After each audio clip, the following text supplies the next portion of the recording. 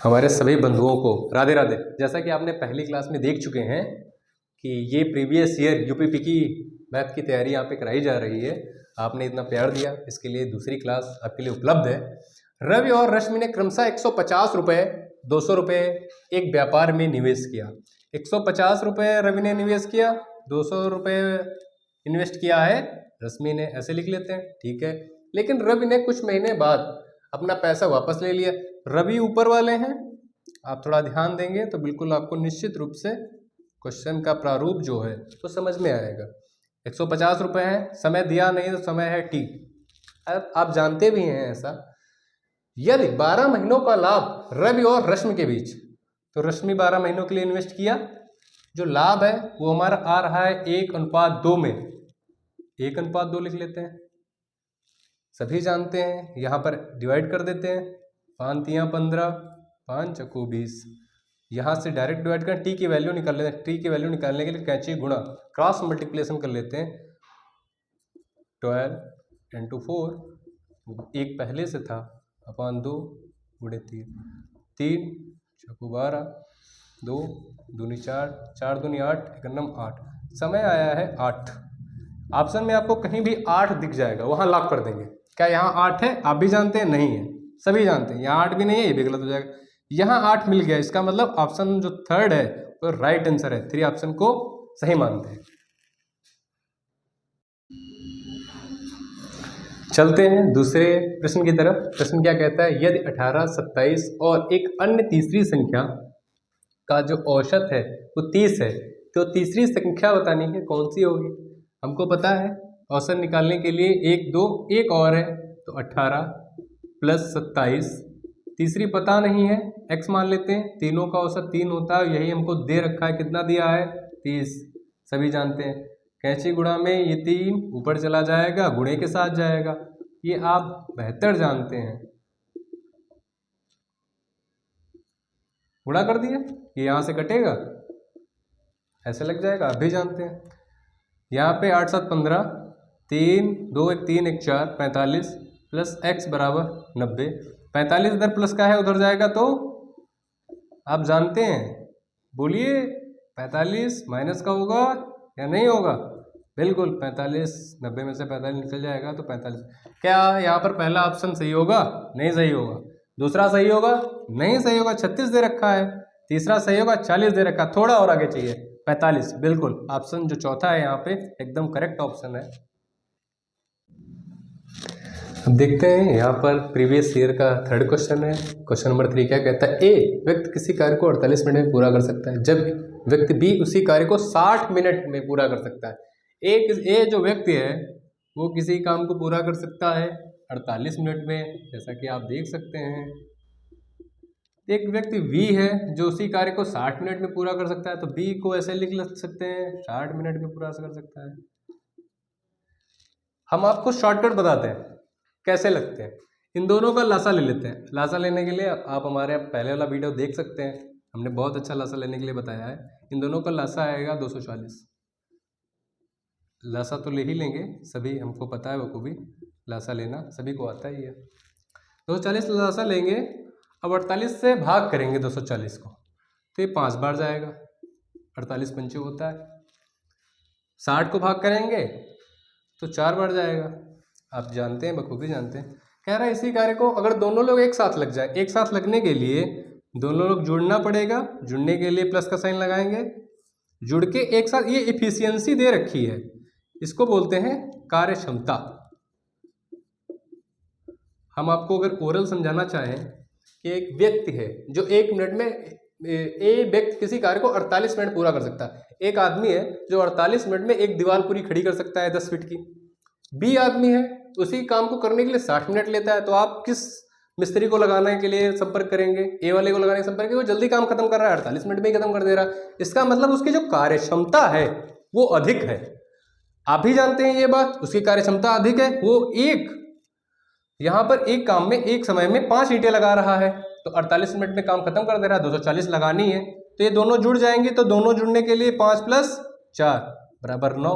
Total है हमारे पास 240, हमने लासा ले रखा है पहले से, तो 240। और ऐसे ही जानते हैं 240 बटे 9। जैसे ही भाग करेंगे, बहुत आसान तरीका है, आपको सब पढ़ने की जरूरत नहीं है। 9 से भाग करेंगे, 9 दूनी 18, 6 24, हमारे पास 60 बचा, 9 छाक 54, अभी 4 बचा ही है, लेकिन 26 मिल गया मुझे, 26 मिनट। ऑप्शन में देखते हैं 26 मिनट कहाँ दे रखा है। ऑप्शन पहले ऑप्शन में 26 मिनट दे रखा है, दूसरे में 28 दिया है तो ये नहीं होगा, तीसरे में 30 दिया तो ये भी नहीं होगा, चौथे में 32 दिया तो ये भी नहीं होगा, क्योंकि यहाँ पे 26 मिनट ही है। इस कारण हमें आगे सॉल्व करने की आवश्यकता नहीं है। ऑप्शन ए यहाँ पर एकदम सही ऑप्शन पाया गया है। वो करना चाहे तो आप कर भी सकते हैं, 4 गुना तो 40 सेकेंड लगा दो, 26 मिनट एंड 40 सेकेंड। तो पहला यहाँ पे जो ऑप्शन है उसको हम सही मानते हैं और चलते हैं चौथे प्रश्न की तरफ। चलते हैं यहाँ पर चौथे प्रश्न की तरफ। 4% वार्षिक साधारण ब्याज की दर पर 2500 रुपए का 3 वर्ष का ब्याज क्या होगा? क्या होगा आप बताइए? 240 रुपये होगा या 250 रुपये होगा, 288 रुपये होगा या 300 रुपये होगा? अब जिनको प्रश्न आता है वो पॉज करके कमेंट में अपना उत्तर दे सकते हैं, हमें हमारे पास पहुंच जाएगा। यहाँ पे रुपए है, हम आपको शॉर्टकट बताते हैं, फार्मूला लगाने की जरूरत है ही नहीं। 2500 रुपये ऐसे लिख लेंगे, सभी लिख लेते हैं। 3 साल के लिए है तो 1 साल 2 साल, ये पहला साल है, ये दूसरा साल है, ये तीसरा साल है। 2500 का 4%, 2500 का ये बच्चा भी कर सकता है। 4% का साइन हटाएंगे तो अपान में 2 जीरो लगा दें। अब जानते हैं यहाँ से 2 जीरो से 2 जीरो कर, 25 चक्को 100। जिनको पहाड़े नहीं आते हैं वो 30 तक पहाड़े अवश्य याद कर लें, आपको पेपर हाल में मदद करेंगे। 25 चक्को 100 तो 100 इधर मिलेगा, दूसरे साल भी 100, तीसरे साल भी 100। कहा है साधारण 3 वर्ष का ब्याज कितना होगा, तो ये तीनों कितना हो गए, जोड़ तो आप सकते ही हैं, बहुत अच्छे बच्चे। 300 रुपये। यहाँ पर ऑप्शन जो डी है, चौथा ऑप्शन एकदम सही है। चलते हैं अगले प्रश्न की तरफ। चलते हैं प्रश्न संख्या 5 पर। यहाँ पे क्वेश्चन कह रहा है कि 10% वार्षिक चक्रवृद्धि ब्याज की दर पर 1400 रुपये का 2 वर्ष का ब्याज क्या होगा? यहाँ पर ब्याज कह रहा है, जैसे कि आपने पहले क्वेश्चन में दे रखा था कि साधारण ब्याज कह रखा था, ऐसा ही निकालना था, उसी को कहते हैं सिंपल इंटरेस्ट, इसको कंपाउंड इंटरेस्ट। 1400 रुपये है, जैसे हमने पहला वाला क्वेश्चन किया था वैसे ये भी करेंगे। 1400 रुपये है, सभी जानते हैं 1400 रुपये। पहला साल ये, दूसरा 2 साल का कहा है तो 2 साल निकालें, 2 वर्ष का कहा। 10%, 1400 रुपये का 10% निकालने के लिए बहुत, 10% का साइन यहाँ से हटाते हैं तो बटे में 2 जीरो, 2 जीरो से 2 जीरो कट गया तो 140, 140 यहाँ भी मिलेगा, तो इसका भी 10% तो 140 यहाँ भी मिलेगा। लेकिन आप ये जानते हैं कि चक्रवृद्धि ब्याज में साधारण ब्याज पे भी ब्याज लगता है जाके, मतलब जो 140 आया है पहले साल वाले पे, इस पे भी तो एक ब्याज लगेगा। कितना लगेगा वो हमारे पास पहले से मेंशन है कि 10% वार्षिक चक्रवृद्धि ब्याज, फिर 140 का 10%। आपको कोई फार्मूला याद करने की कोई जरूरत नहीं है, क्योंकि परीक्षा हाल में फार्मूले काम नहीं आते, आपके द्वारा भरा हुआ गोला ही आपको एक तन पे वर्दी दिला सकता है। और यहाँ पर परसेंटेज का साइन हटाते हैं, 2 जीरो लगाते हैं, जैसा कि आपने देख रखा है पहले से, तो ये 2 जीरो काट देंगे, यहाँ पर बचेंगे 14, एक नंबर 14,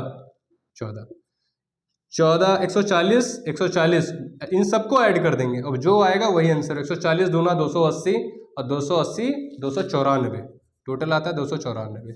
अब 294 जहां दिख जाएगा वहीं पे लॉक कर देंगे। 288 क्या हो सकता है? आप भी बोलिए, हो सकता है? नहीं हो सकता। क्या 294 हो सकता है? बिल्कुल भैया 294 हो सकता है, इसको ही लॉक करेंगे, आगे एकदम नहीं जाएंगे। और इसी के साथ ऑप्शन नंबर 2 हमारा एकदम सही हुआ। आपको अच्छा लगा है, अगर पसंद आया है, क्या करना है ये आप जानते ही हैं। और बाकी ये ऐसा कंटेंट है जो आपको परीक्षा हाल में बहुत मदद करेगा। आपको कोई साधारण चक्रवृद्धि ब्याज, जैसा कि हमने पहले वाले क्वेश्चन में वर्क एंड टाइम, काम और समय में भी कोई फार्मूला याद नहीं कराया है, वैसे भी यहाँ पर साधारण ब्याज और चक्रवृद्धि ब्याज में भी कोई फार्मूला याद नहीं करना।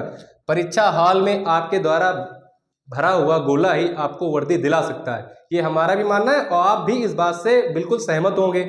तो यहाँ पर सिर्फ परसेंट पहले साल का निकाल लेते हैं 10%, 1400 का 10% निकालेंगे जिनको निकालना आता है, और नहीं निकालना तो इसका भी हम एक बता देते हैं कैसे निकलता है। ऐसा टेबल पढ़िए जिसके 10 जा, मतलब दशामन में 1400 आए, तो 140 दशामन ही 1400 होगा, तो 10% 140 आ गया पहले साल का, फिर इसका दूसरे साल पे निकालेंगे तो इसका 10% फिर 140 आएगा, फिर निकाल लेंगे 140। फिर अब चक्रवृद्धि ब्याज की एक खासियत होती है कि वो ब्याज पे भी ब्याज लगाता है, तो जो 140 आया इस पे भी 10% निकालना है। तो 140 किसके टेबल में टिंजा जाता है, किसके पहाड़े में 10वीं बार में 140 आता है, 14 के पहाड़े में आता है, नहीं आता तो आप ऐसे कर लेंगे, ये आप यहाँ से बेहतर कर सकते हैं। 140 का 10% 14, दोनों साल का निकल गया। ये जो आता है ये साधारण ब्याज होता है, और ये जो आता है वो कंपाउंड इंटरेस्ट यानी कि चक्रवृद्धि ब्याज होता है। ये साधारण ब्याज आया था जैसा कि आपने पहले क्वेश्चन में देख रखे थे, और 294 इसी के साथ एकदम सही ऑप्शन है। और अपनी तैयारी को निरंतर जारी रखें। द शिक्षा कैपिटल आपकी ओर एकदम अग्रसरता की ओर और जाड़े का परवाह न करते हुए आपकी ओर लगा हुआ है। और इसी के साथ आपको एक नई वीडियो कल देखने को मिलेगी जिसमें जीएस का संपूर्ण कंटेंट दिया होगा, यूपीपी की प्रीवियस ईयर को भली भांत जागरूक कर दिया होगा। और इसी के साथ जय हिंद, जय भारत।